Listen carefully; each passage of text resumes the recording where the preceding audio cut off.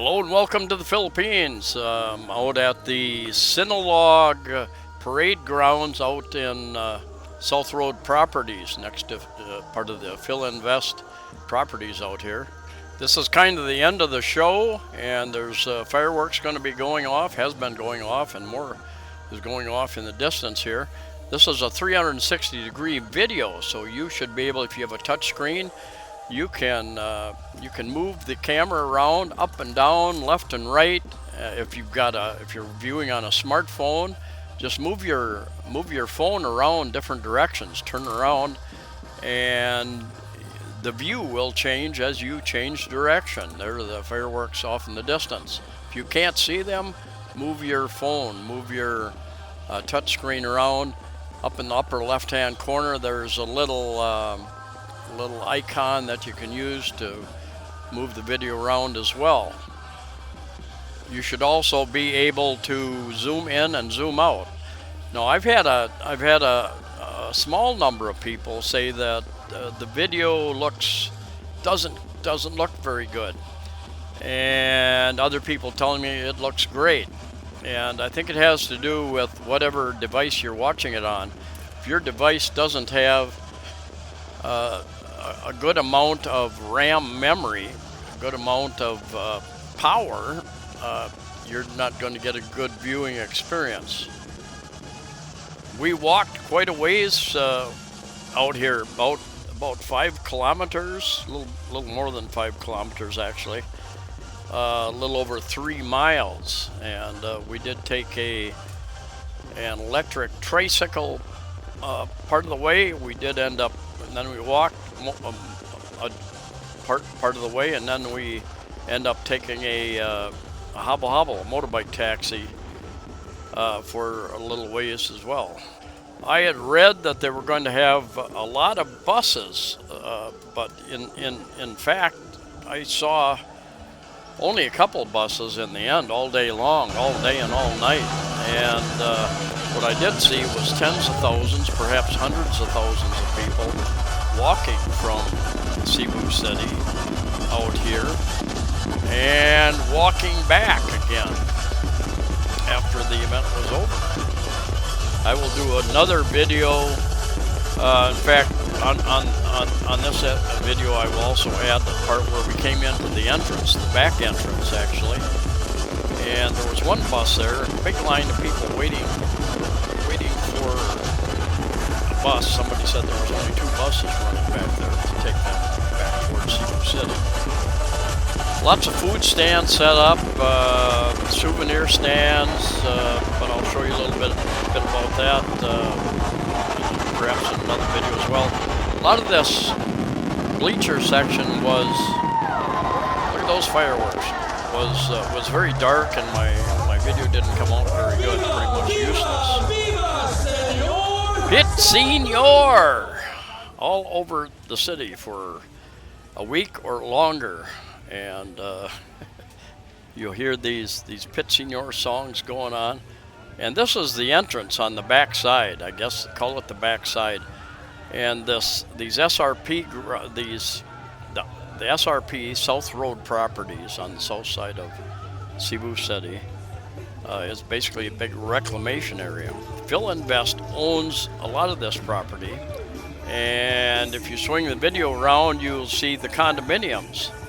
They've got San Remo and Amalfi condominiums out here. I have done videos at both of those, showing you the various models and the amenities on site.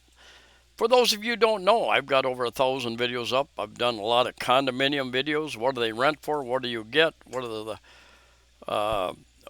they cost, or the cost to buy? So you can check out my condos. I have a playlist called Condos, Homes, and Apartments, I think. And I've done some videos in subdivisions and over on Bohol, as well as Iloilo, cost of living videos, travel videos, other informative videos. So anyway, yeah, check out my other videos. If you haven't subscribed, consider subscribing if you find these videos useful. And as you will pan around, as you will move the video, they've got a bleacher section. They've got a stage area uh, over there, and kind of off to the left of where I'm walking. And they've got lots of food stands on the right. And then what we did, we went down quite a ways down here, and we took a left and walked down quite a ways, and took another right. We were on the other side of the stage area, and there's also many food stands over there. And we ended up ordering a few things and having them grill it up for us. But anyway, the we're not too far from Il Corso. If you guys know where Il Corso is, we're kind of right across the street from Il Corso on the other side of the main highway going north and south at South Road Properties. And Nustar Casino and Hotel Resort is just down the road just a little bit, as is SM Seaside, maybe a kilometer down the road, half a mile or so. I'll do another video where we walked with tens of thousands, hundreds of thousands other people back towards the city. This is the first time the Sinulog Parade situation has been held out here at SRP, and that was the doing of the mayor of Cebu City, and he decided to hold it out here.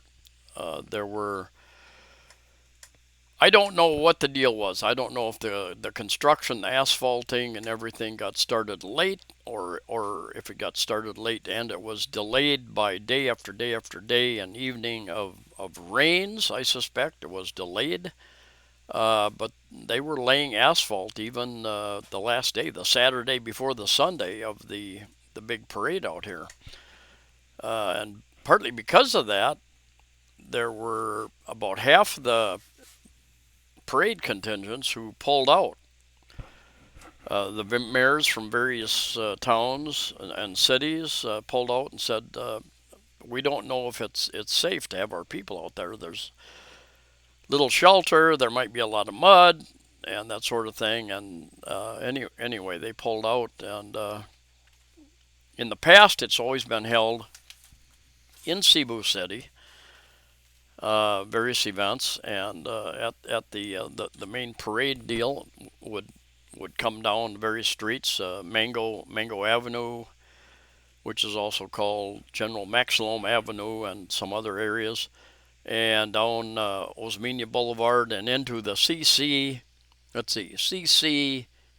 Cebu City Sports Arena. Anyway,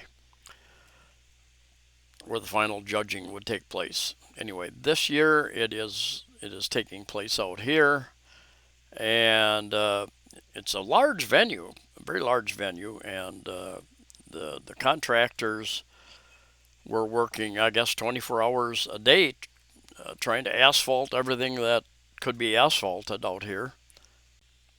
I have seen various figures about the number of people who have participated and been involved in the various events, and they are estimates, so I'm not going to quote any figures, but I would, my guess is that it's my feeling, my observation, my feeling is that it's not as many people as were involved in past Sinologs. Now, we've gone a couple of years with no Sinolog, with all the government lockdowns, the travel lockdowns, and so this is the first one. I see a lot more foreigners here than I have for many, many months, but I would say a lot less foreigners, Westerners, Koreans, Chinese than I have seen in the past, partly because the Philippines opened up so late in the year that didn't give people time to really plan ahead. People don't make a snap judgment. Most people don't at the last minute say, "I'm going to go to the Philippines. I'm going to spend $1,000 and go to the Philippines, 50,000 pesos, and go to the Philippines and go to the Sinulog." you know, they plan months and months and months in advance, and the Philippines really open to unvaccinated. And even there, they still have some restrictions. They have to be have to have a negative antigen test to fly. That is something some people don't want to get involved with. Here, just a few weeks ago, even Thailand, you know, there's always the question: is the country going to stay open?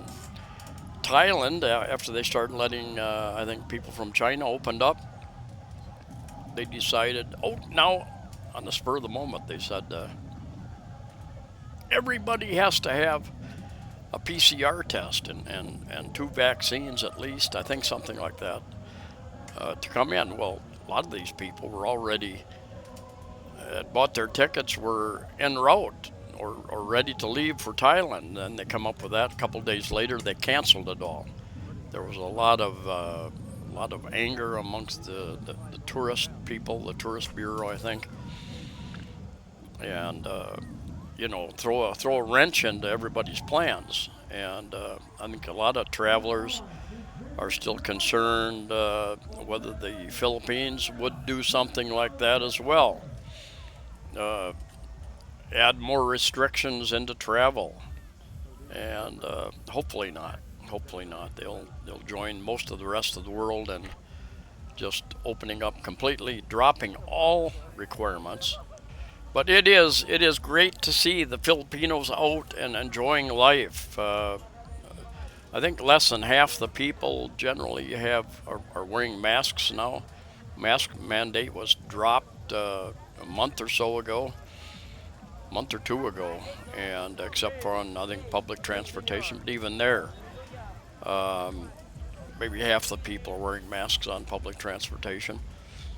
Um, and you know, people tell me from other countries, hey, they dropped all restrictions, masks, everything, months and months and months and months ago. Philippines is kind of lagging behind there. Anyway, I've been doing. I carried 2 cameras with me: my GoPro 9 Black and my Insta 360 times 3, third edition, I guess. And eventually, as I walked back and got down around SM Seaside, I ran out of memory. I got 128 gigabyte memory card on my Insta 360. It ran out, so past there, I used my GoPro, and so I've got a number of videos to do yet about these various events, about traveling around during these events. Huge numbers of people all over the Philippines. Just amazed me how many people were out. And we walked through the downtown area when we got back there. Tens of thousands, maybe hundreds of thousands of people, just elbow to elbow all over. And I've learned the expensive way, not to carry phones. I've had a couple of phones snatched from me during Sinulogs. Big crowds, people elbow to elbow, you know. And you've got to really secure if you're going to carry anything. I carried a little bit of money, kept it secure, very little, and no phone. Didn't carry any phone with me, and I had read that they were going to shut off phone service, cell service, because of the risks that's involved in big crowds as well. So no reason to carry a phone with me. Now I had read that you needed a ticket to get into the bleacher section, 500 pesos, about 10 US dollars, and you could only buy it. They weren't selling it online. You could only buy it at the CCSC, Cebu City Sports Arena. So that seemed like a logistical nightmare if tens of thousands, hundreds of thousands of people. Well, I think the bleacher section, what I read was going to be able to hold 9,000 people. And we got in a little bit late. We got in, nobody ever asked us for a ticket. I think because the bleachers were not full at that point in time. There were huge columns of chairs stacked upon one another, never put out. and not sure what the deal was there. I think there were a lot more chairs than there were bleachers to put them on, the way it looked to me. And a lot of the bleachers, you really couldn't get a view of the stage area. So this is a learning experience. If they're going to do this next year out here as well, it's a learning experience. And a lot of good lessons. There's another off to the left of where I'm walking. Another group of people getting ready to go out and perform. Anyway, that's going to be it for this video. I've got many more to come. Got lots of video I've taken in the last week. So we'll be putting that up, maybe a video day or so. See you next time, Pit Senor.